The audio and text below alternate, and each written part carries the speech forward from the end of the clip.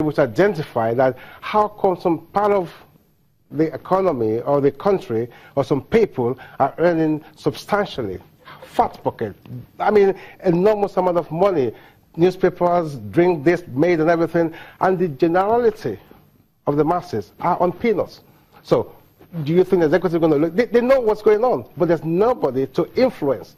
The NLC are supposed to be the people or the organization to actually look inwards every day in, day out, and find this out for the people, but they're not doing it. Now, let's look at the NLC again, and this is a very important conversation. Yeah. You go to a typical state government secretariat, and you find hundreds of people. And these are folks, you say, oh, these are folks earning 18,000 naira, right? Then you have a very small group of people in the governor's office, in the state the government house, who are perhaps just 100 or perhaps less. And you find out who do we really rally for on every May Day to say, these are the people we're agitating for. Like you said, the money comes in and it looks into millions and billions sometimes for some states. And you wonder, if it's just 18,000 per head that you're paying, those folks at the secretariat, what happens to the bulk of the money? Where does it go? Well, it goes into some other aspects where they want to use as their own how can I put this, political gains. I mean, I could just go into my community if I'm a politician and say, okay, I'm giving, there's something they call poverty alleviation. Something. And they will go and buy pepper grinding machines to people and telling everybody they're trying to eradicate poverty. What are you going to do with that? They go in to tell people, I'm giving you money to begin to do bids. What are you going to make out of that?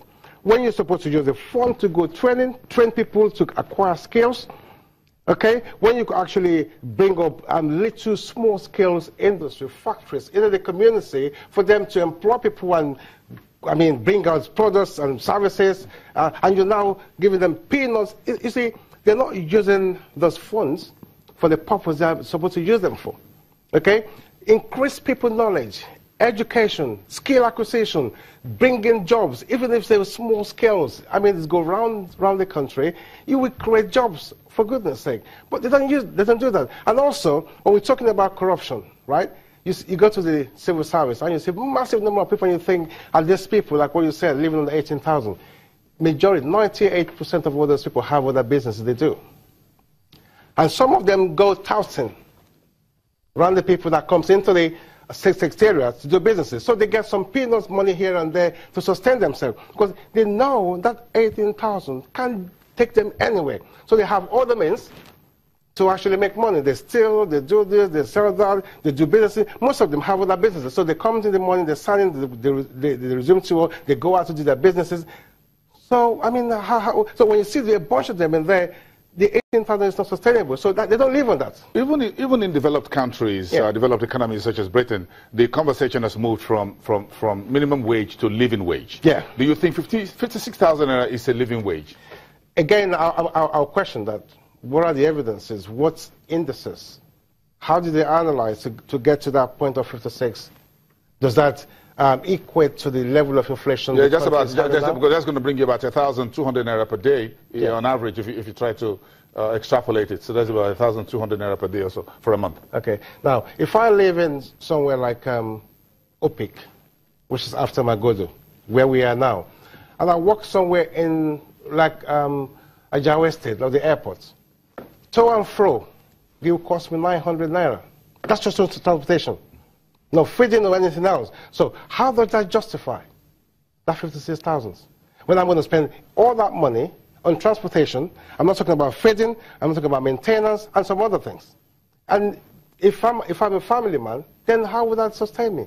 So the question is, if you want to bring in a figure, it must be a public debate. Let's look into the indices, let's look at the economy, the inflation level, and bring all this indices on board and begin to analyze, bring in the economists, statisticians and everything. We will look into all this. So maybe the minimum wage should be in triple digits and not double digits. Perhaps.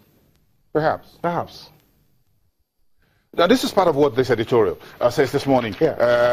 and I think this is about paragraph 9, and it says, government at all levels must therefore rise up to their responsibilities by ensuring that the workers who are toiling day in, day out to keep the wheel of government running are paid a minimum wage that will be a living wage. A number of Nigerians believe that the government workers are doing little or nothing in terms of moving the economy forward. Why should they get paid more money? Well, if I want to use United Kingdom as a point in here, now when you're talking about loyalty, if you want me to perform my responsibility with all due diligence, you must look after me in the first place. If you pay me peanuts and you expect something, because there's a saying that says, for who much is given, much is expected. Okay? Now, if you pay me a peanut and you're telling me to put all I have in me to bring out a result, I mean, I'm demoralized in the first place. How am I going to do that? So when people are saying they're paying this amount of money and they're not getting it, then the point is, the people who are paying that money knows what they're paying them. It's not justifiable to what they've been employed to do. So how do you get them to produce, to be a production? Well, let's look at an argument on the table. We got about a minute or two on on this discussion, and I'm sure you have a lot of fire under your belt. Yeah. But again, let's bring in the business tax very quickly into this. How does this connect to the entire conversation for, well, the minimum wage on one hand, we have jobs issue, then we have business tax that's becoming a bit of a discourse now?